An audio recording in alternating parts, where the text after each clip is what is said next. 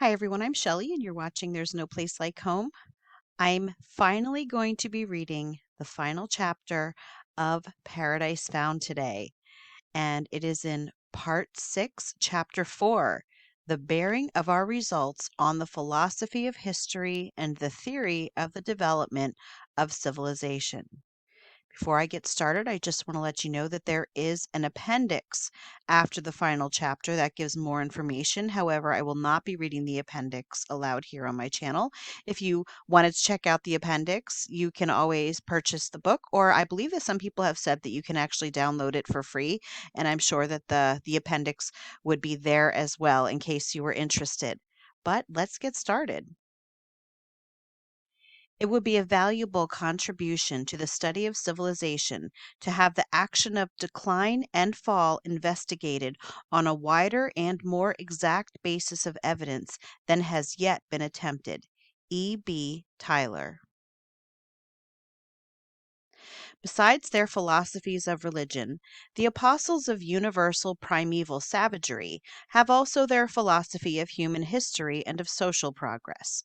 First of all, they would have us believe that man has existed upon the earth hundreds of thousands of years, and that for at least the first 100,000 years, possibly for twice or thrice this period, he lived like a wild beast in thickets and dens and caverns of the earth. His one occupation was the struggle for existence. The very cave in which his wretched young were sheltered from the storm was continually exposed to invasion by the cave hyena and the cave bear, fiercer and more powerful than the modern type. His multitudinous enemies were all provided with offensive and defensive armor, with tusk and fang, with claw and beak, with lances steeped in never failing deadliest poisons. To every foe they could oppose an almost impenetrable hide, a mail of horny scales, a solid shell. He, by strangest anomaly, was destitute of all. He was a naked and defenseless babe in the Indian jungle of Earth's fierce and venomous carnivora. He had not a weapon, not an implement with which to shape one. Even had he had implements ever so good, he would not have known enough to fashion himself the rudest club from the branch of a tree. He had not yet learned to look up to where the tree branches grew. Habit as well as nature kept his eyes fixed upon the ground. As we saw in the preceding chapter, he supposed that the branches of the trees extended quite to heaven, hiding themselves in infinitely remote ethereal regions.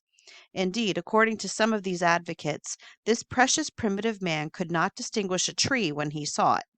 He was not at all certain that its outspreading roots and branches were not the legs and arms of a fellow man who happened to grow in that particular way. So says a generally understandable scientific lecturer of Germany, Dr. Wilhelm Mannhardt. Let us note his exact statement. However inconceivable it may be to us moderns, there truly was a time when people were unable to make any conceivable distinction between a plant and a man. It is somewhat to be feared lest writers of this sort have been a little precipitate in rejecting so determinedly the traditional idea of extraordinary antediluvian longevity. For of the earliest generations of mankind were in truth such idiotic specimens as here represented, the great problems as to the possibility of their defending themselves against the bloodthirsty and powerful carnivora by which they were surrounded, and as to the possibility of their learning sufficiently early how to wring a subsistence from the unfriendly soil, must give place to the still more perplexing and more fundamental problem as to the possibility and credibility of primitive procreation itself, to say nothing of the question as to the whence of the very first of these feeble and down looking intelligences. It is plain that if ever they did have successors to take up and carry forward and upward their type of life in some way and at some time within the natural life of the first individuals, incredible as it may be to us moderns, it must, happily for us, have dawned upon some man's mind, or on whatever then occupied the place of his mind, that between Daphne, or whoever was practically the first woman, and a tree some distinction was discernible. And as the friends who give us such witless ancestors are prodigal to a fault in their allowance of ages of time whenever any ordinary geological or zoological result is to be reached without troubling a higher power, it seems to a calm onlooker a very penurious and illogical, not to say cruel, procedure to require these embryonic representatives of incipient humanity to create, or rather to evolve, and bring to practicable perfection the high arts and sciences of intelligent perception, of human as distinguished from dendrological physiology, of gynecology and obstetrics, all within the few swift years of a modern human lifetime. With 230,000 to 240,000 years at his command, or even many hundred thousand, we really hope Dr. Monhart will see his way to reconsider this point and to deal with the protostoi of the human world in a more liberal and truly evolutionistic spirit. Happily, the apostles of what De Meister calls the banal hypothesis of primeval savagery have done their worst, and doing this have shattered their own party into an indefinite number of mutually antagonistic factions, each protesting against all who happen to be more thoroughgoing and radical than themselves. Thus Spencer is in array against McLennan, Caspari protests against Monhart, Vogt endeavors to outdo Darwin, and so on to the end of the chapter. The modern Babel is worse than the ancient. To one surveying at the present time the different departments of science which relate to man, it would seem as though in each the breakdown of the theory of primitive human brutishness and imbecility were complete, though not yet publicly proclaimed and acknowledged. A review of the situation, with authentic citations of the dissentient and often contradictory utterances of representative leaders, would be most timely. But the task must be left to other and more competent hands. Here, foregoing all exposures of such a kind, we will simply suggest to the reader a few obviously important memoranda. Number 1. Considered in the light of antecedent probabilities, there is no discoverable reason, or apology for a reason, why the first hominids should have been but half-witted, any more than those perfect nautili which ages earlier with astounding skill navigated the old Silurian seas. Number 2, given human beings normally endowed at the beginning, and we see experience everywhere showing how all the savagery of past and present history could easily and naturally have originated simply from disregard of natural and moral law. Number 3, given at the beginning nothing but animal powers, and we find nothing in the whole range of experience, from the first dawn of history until now, paralleling or in any wise rendering intelligible the hypothetical biological legerdemain of nature by which these zoologic powers were once, and once only, transmuted into human. Number 4, if paleontology presents to us certain types of life which indicate in their successions a certain progress, it must not be forgotten that the same science presents us other types, whose successions with equal clearness reveal a progressive degeneracy and an ultimate disappearance. The movement may be forward, but it may also be backward. As to the class Reptilia, says Sir Charles Lyell, some of the orders which prevailed when the secondary rocks were formed are confessedly much higher in their organization than any of the same class now living. If the less perfect ophidians, or snakes, which now abound on earth, had taken the lead in those ancient days among the land reptiles, and the dinosaurians had been contemporary with man, there can be no doubt that the progressionist would have seized upon this fact with unfeigned satisfaction as confirmatory of his views. Now that the order of succession is precisely reversed, and that the age of the iguanodon was long anterior to that of the Eocene Palaeophis and the living boa, while the crocodile is in our own times the highest representative of its class, a retrograde movement in this important division of the vertebrata must be admitted. With this agrees the emphatic declaration of Andrew Wilson. A study of the facts of animal development is well calculated to show that life is not all progress and that it includes retrogression as well as advance. Physiological history can readily be proved to tend in many cases towards backsliding instead of reaching forwards and upwards to higher levels. This tendency, beginning now to be better recognized in biology than in late years, can readily be shown to exercise no unimportant influence on the fortunes of animals and plants. In view of these facts of retrogression, the latest writers on the history of life on our planet, even when professing, with the last quoted author, to accept of Darwin's philosophy as true, are at the same time very generally saying it cannot be the whole truth. Number 5. Again, by the same testimony of the rocks, life need not, of necessity, either advance or retreat. It may stand as first originated from age to age. Says Professor Nicholson, there are various groups, some of them highly organized, which make their appearance at an extremely ancient date, but which continue throughout geologic time almost unchanged, and certainly unprogressive. Many of these persistent types are known, and they indicate that under given conditions, at present unknown to us, it is possible for a life form to subsist for an almost indefinite period without any important modification of its structure. Just interjecting here that coelacanth is great evidence of that. Number 6. All arguments for the alleged self evolution of the human race out of preceding animal races, based upon an alleged universal and uniformly progressive self evolution of life forms in the animal kingdom, are, in view of the above facts, arguments originating in ignorance or fraud. Number 7.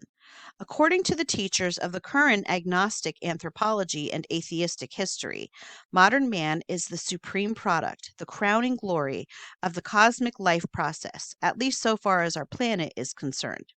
Yet, by their own concessions, through all the immeasured eons during which this being has been maturing and perfecting, the earth has steadily been losing its life giving warmth. Its once delightful and almost equable climate has slowly given place to Sahara heat and Arctic cold. Its once luxuriant flora has yielded to types of marked inferiority, and its degenerating fauna ceased to come up to the measure of the stature of preceding forms. This is saying that one and the same secular deterioration of environment has devitalized and degraded all forms of life save one, but that unaided and alone it has elevated that one to the physical, intellectual, and spiritual kingship of the world. Number 8. In proportion as the discussions and conclusions of this treatise have vindicated and illustrated the trustworthiness of the most ancient traditions with reference to the location of the first abode of the race, in precisely the same degree have they authenticated and verified those same traditions as trustworthy sources of information with respect to man's primitive state, his intellectual powers, and his knowledge of the divine. Finally, the varying power of man over nature, dwindling whensoever by vice he descends beastward, increasing whensoever by virtue he ascends Godward, is to a truly scientific and philosophic eye full of significance. The slightest study of the manifestations of this power in history inwardly convicts us of unfaithfulness as a race to the true law of our being. We cannot help feeling that we ought to be lords of nature. Our actual relation to the cosmic forces is not, and in historic time never has been, the ideal and true relation. It was no narrow minded bibliolater who penned the following expression of this feeling. It was Ralph Waldo Emerson. As we degenerate, the contrast between us and our house is more evident. We are as much strangers in nature as we are aliens from God. We do not understand the notes of birds. The fox and the deer run away from us. The bear and the tiger rend us. Man is a god in ruins. When men are innocent, life shall be longer, and shall pass into the immortal as gently as we awake from dreams. Man is the dwarf of himself. Once he was permeated and dissolved by spirit. At present he applies to nature but half his force. Meantime, in the thick darkness, there are not wanting gleams of a better light, occasional examples of the action of man upon nature with his entire force. Such examples are the traditions of miracles in the antiquity of all nations, the history of Jesus Christ, the achievements of a principle in political revolutions, the miracles of enthusiasm, the wisdom of children. The problem of restoring to the world original and eternal beauty is solved by the redemption of the soul. The above is an utterance as true and deep as it is beautiful and poetic. And here, in this ancient and biblical conception of man's relation to nature, is given the sun clear solution of the whole controversy between the advocates of universal racial and technological degeneration on the one hand, and the advocates of universal racial and technological progression on the other. Both parties are right and both are wrong. The one has vindicated and emphasized one vital class of facts, the other another class equally vital. Christian thought interprets and harmonizes them both. It shows us through all human history racial and social and technological decadence wherever men have rejected or ignored God. It shows us, on the other hand, racial and social and technical progress wherever men have acknowledged and lovingly served that divine one in whom we all live and move and have our being. Here, then, is the law of true human progress. As Emerson, in his more Christian moods, would put it, the restoration of the lost harmony between man and his house must begin with the redemption of the soul. As to the primeval condition of our race, a truly scientific mind will wish to base its conception not on the air hung speculations of mere theorists, but on an immovable foundation of fact, attested and confirmed by the widest, oldest, and most incontestable of all concurrences of divine and human testimony. According hereto, as in its beginning light was light, and water water, and the spirit spirit, so in his beginning man was man. It says that the first men could not have been men without a human consciousness, and that they could not have had a human consciousness without rationality and freedom. It says that they could not have possessed conscious rationality and freedom without the perception of ethical qualities and the personal taste of moral experiences. It boldly asserts that, according to every principle of just analogy, the notion that it took the earliest men 100,000 years to get an idea of the conditions of normal intellectual and ethical and social living is as incredible as that it took the firstborn mammal 100,000 years to find its mother's milk. It calls attention to the fact that all the oldest historic peoples of every continent unite in the testimony that the first men had knowledge of superhuman personalities, good and evil. It dwells upon the equally universal tradition that primeval human life, while progressive in everything which accumulating human experience would of necessity improve, was yet from the first the life of decidedly super bestial, almost godlike intelligences, as daring ultimately in evil as potent originally for good. It holds on the same authority that after centuries and possibly millenniums of such history as great natures undisciplined by virtue are ever reproducing. The social organism was incurably corrupted and the moral order itself defied. As Plato's Egyptian priests told Solon, the divine portion in human nature faded out. The purely human gained the upper hand. And spoiled by the very excellence of their fortune, men became unseemly. To him who had an eye to see, they appeared base, and had lost the fairness of their precious gifts. They still appeared glorious and blessed at the very time when they were filled with unrighteous avarice and violence. Then the God of gods, who rules with law and is able to see into such things, perceiving that an honorable race was in a most wretched state, and wanting to inflict punishment upon them that they might be chastened and improved, made fresh announcements of divine penalty and promise, to the end that haply he might recall them to that earlier and better life, when they had despised everything but virtue, neither were intoxicated by luxury. When being possessed of true and great spirits, they practiced gentleness and wisdom in their intercourse with one another. When they were obedient to the laws and well affection toward the gods. These gracious endeavors of divine compassion proving fruitless, the integrity of the world's rational purpose and significance could be conserved only by penalty, and by a new moral and physical conditioning of the race. No change of moral administration could suffice, since every wise appliance of merely moral influence and instruction had been exhausted. A new physical environment and conditioning was essential to the new moral methods which in this critical juncture humanity was needing. The inbringing of such a new physical environment would of itself carry to human consciences, individual and social, the profoundest and most effectual of moral meanings. Both the physical and the moral change came in that world convulsion which Plato calls the great deluge of all. In it perished what Hesiod and Ovid and so many others called the golden race of men, the first, the fairest, the strongest, the longest lived of all that ever bore the human form divine. Under its waters were engulfed precious accumulations of science, the primordial creations of art, the connubula of all literature.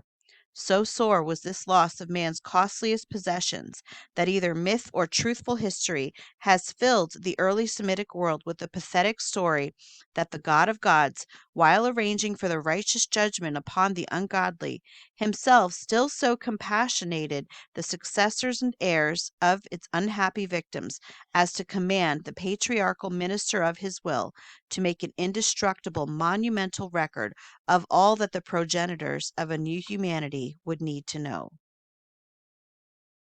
The new physical conditions under which the race was placed were the conditions brought in by the deluvian cataclysm. They involved 1. Expatriation, the great glacial age compelling an entire abandonment of the mother region of the human family. 2. Dispersion, the frozen and sterilized condition of even what is now the North Temperate zone, rendering the struggle for the means of subsistence a most arduous and difficult one. 3. Deterioration of physical constitution corresponding to the biological conditions of the new and deteriorated environment.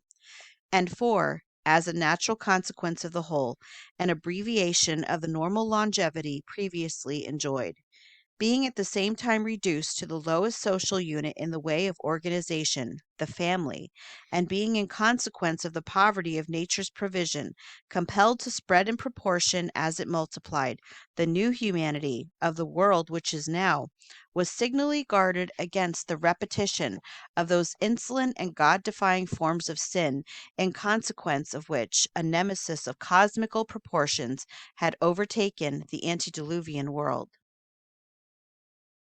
Such is the conception of primeval human history, which the oldest traditions of the oldest nations set over against this late born dream of primitive savagery. It is the conception of the whole Christian world, of the whole Jewish world, of the Mohammedan world, of the ancient Greek and Roman world, of the worlds of the eldest Asiatic and Egyptian antiquity. It is the irrefutable Selbstzeugnis of the human race, respecting facts of which it has the knowledge of a living and most interested participating witness. According to the results of this treatise, the primitive seat of the world's first civilization was outside the boundaries of all lands known to recorded history. This being so, Mr. Tyler's confident challenge has for the present quite lost its force. Where, he exclaims, where now is the district of the earth that can be pointed to as the primeval home of man, which does not show by rude stone implements buried in its soil the savage condition of its former inhabitants? The cavemen of Europe can as little illustrate man's antediluvian condition as Robinson Crusoe's cave could illustrate Westminster Cathedral.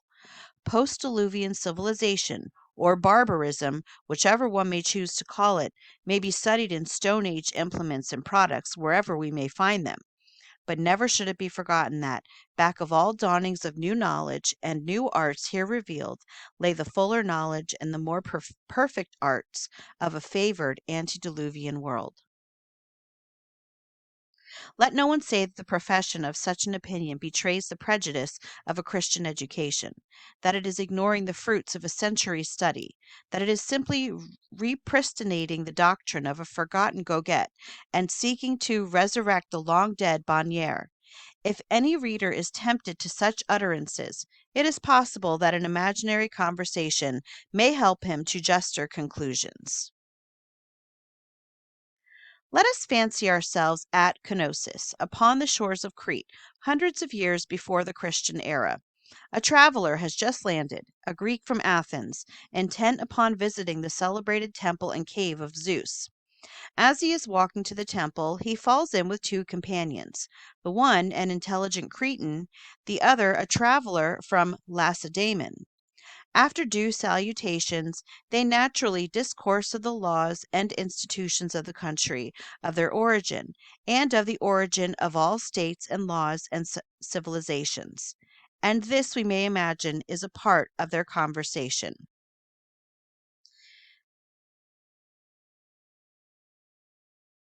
The Athenian.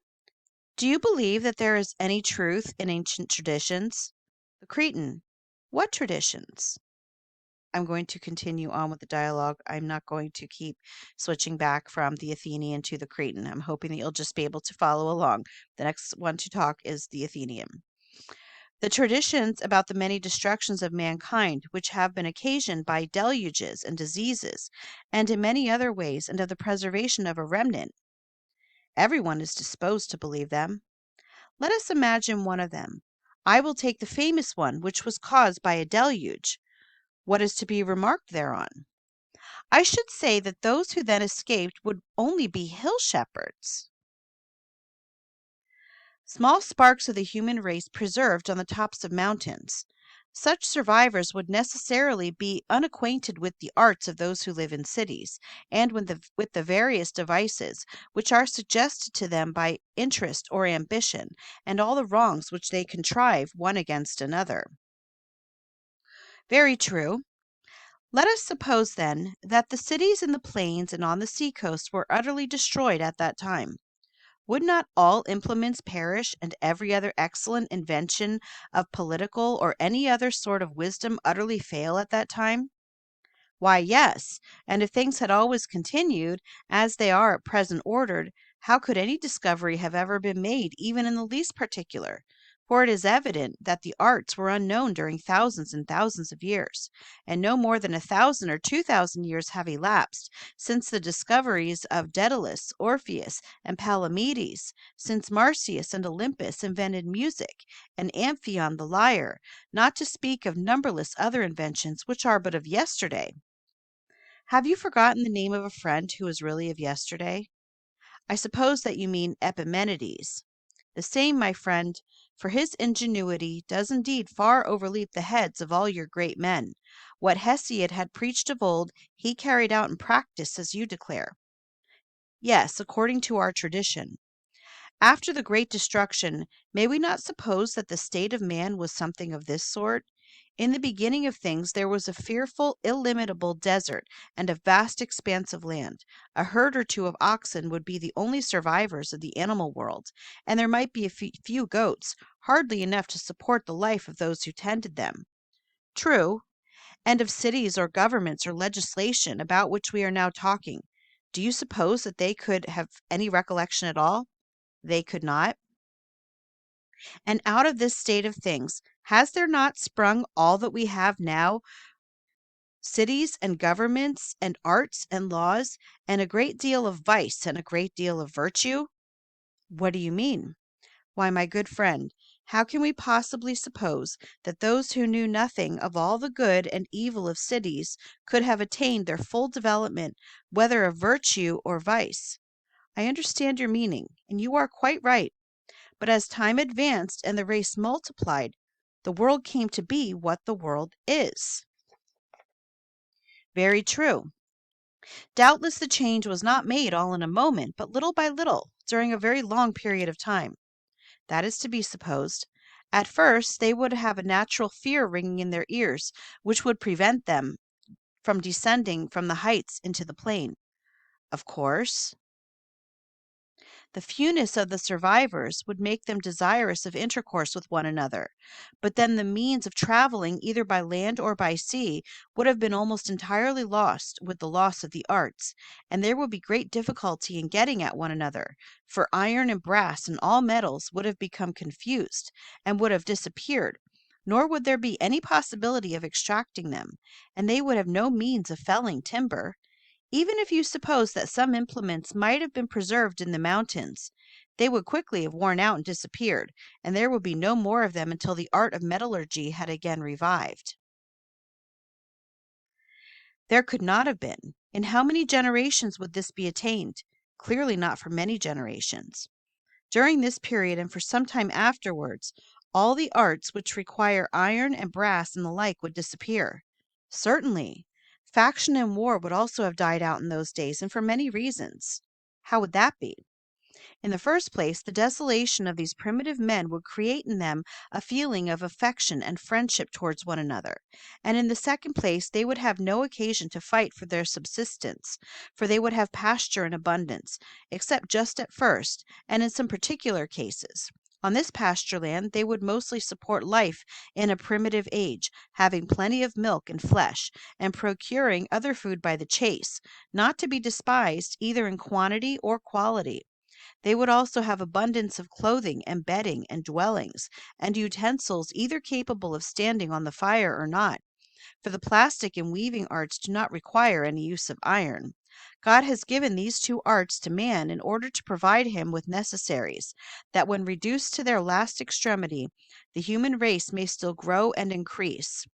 Hence, in those days, mankind were not very poor, nor was poverty a cause of difference among them, and rich they could not be, if they had no gold or silver, and such at that time was their condition. And the community which has neither poverty nor riches will always have the noblest principles. There is no insolence or injustice, nor again are there any contentions or envyings among them.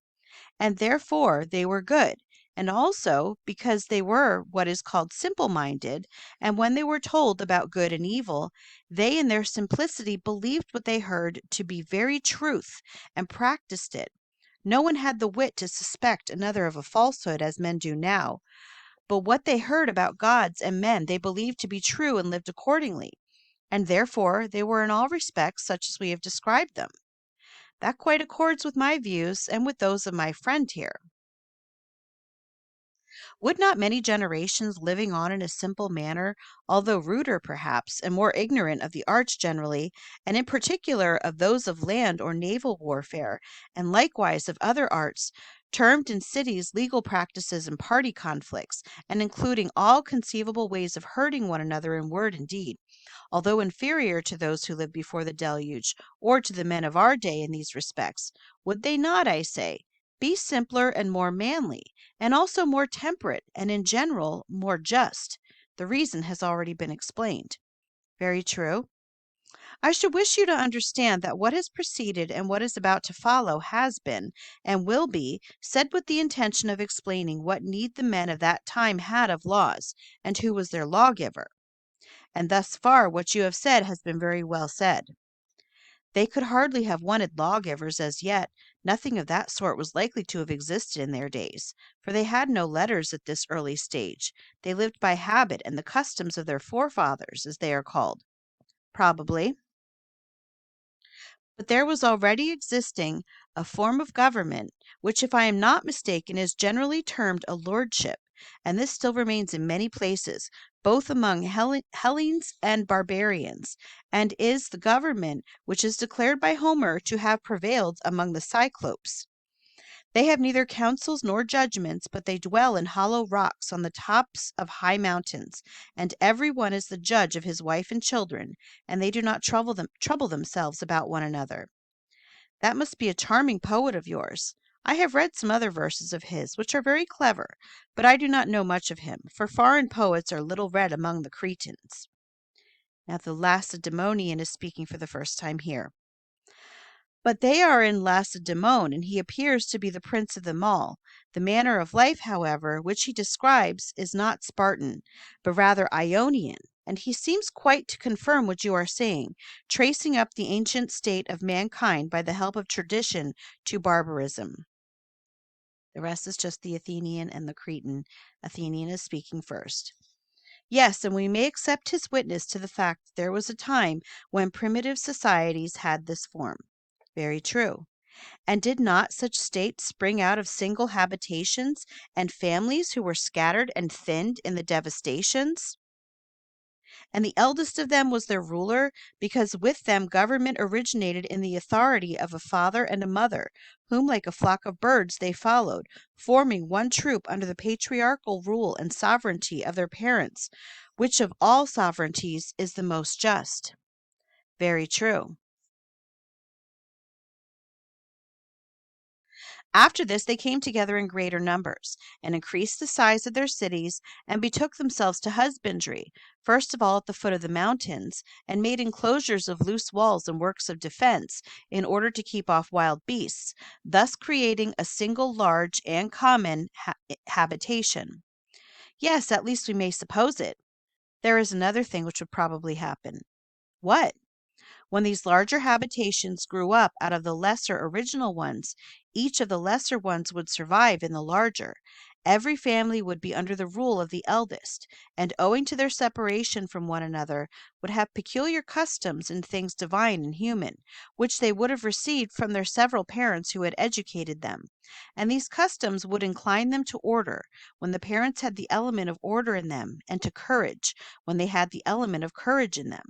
And they would naturally stamp upon their children, and upon their children's children, their own institutions. And as we are saying, they would find their way into the larger society, having already their own peculiar laws. Certainly.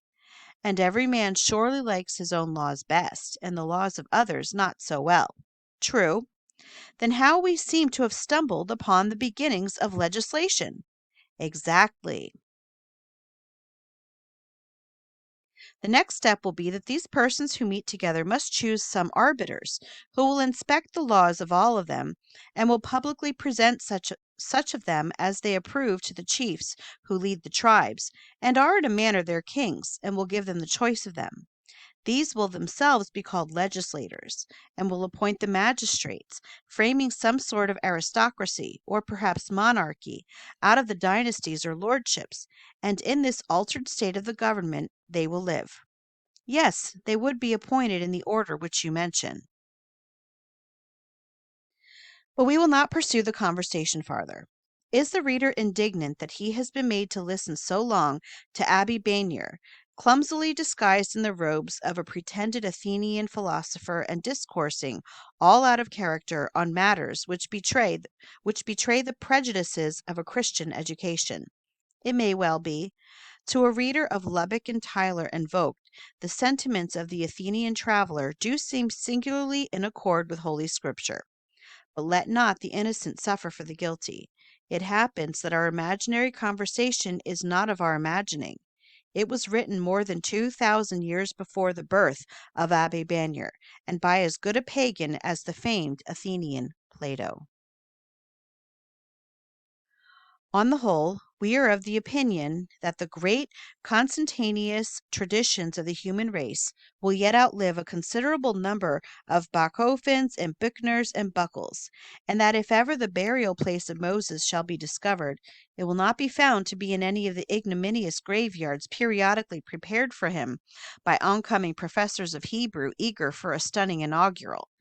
Despite the ingenious higher criticism of today's ephemeral authorities, the biblical scholarship of the future is more likely to carry the age of the composition of the Eden story backward than forward. The documents embedded in the opening chapters of Genesis may yet prove to be what reverent and orthodox scholars have already affirmed, fragments of the sacred scriptures of the antediluvian patriarchal church. Whether so or no, one ancient word shall evermore be verified. The grass withereth, the flower fadeth, but the word of our God shall stand forever. Our treatise opened with a pathetic picture. it must close with another. Long lost Eden is found, but its gates are barred against us. Now, as at the beginning of our exile, a sword turns every way to keep the way of the tree of life. Sadder yet, it is Eden no longer. Even could some new Columbus penetrate to the secret center of this wonderland of the ages, he could but hurriedly kneel amid a frozen desolation, and dumb with a nameless awe, let fall a few hot tears above the buried and desolated hearthstone of humanity's earliest and loveliest home. Happily for us, O Menschengeschlecht, a trusty hand has added to the third of Genesis the closing chapters of the Patmos apocalypse. The thought of the old forever evanished Eden is henceforth bearable, for from afar we have caught the vision of a sinless paradise, the frostless gardens, the tree and the river of the heavenly city of God. Ja, wenn des Nordwinds rauhes Tosen der Erde Gärten zugeschneit, dann blühen erst des Himmels Rosen in unverwelkter Herrlichkeit. Ja, sind wir Gäste hierzulanden auf dieser kalten Winterflur, so ist noch eine Ruhe vorhanden, dem seufzen alle Kreatur. Karl Garak. And that, my friends, is the end of Paradise Found. I do plan on starting a new book soon. It is called The Iron Republic, so you can stay tuned for that. But in the meantime, I really hope that you enjoyed it. If you like this video, give it a thumbs up. If you haven't subscribed and would like to hear more of what I have to say, I would love if you would do that. If you have any questions or comments, you can leave one down below. And if you like my work and would like to help support my channel, I will leave a link in the description for my channel membership, or you can just click on it right on my channel page. And I hope you have a great day.